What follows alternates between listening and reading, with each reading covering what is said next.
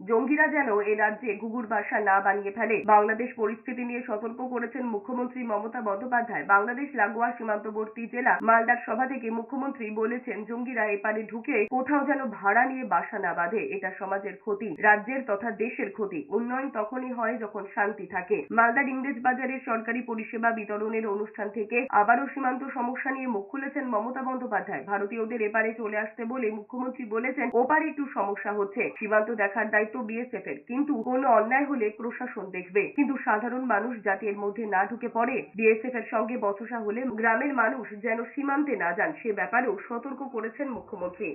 যেন কোনো সমাজ বিরোধী, কোনো জঙ্গি কারো হোটেলে বা কারো ভাড়া নেওয়ার নাম করে বাসা বাঁধতে না পারে।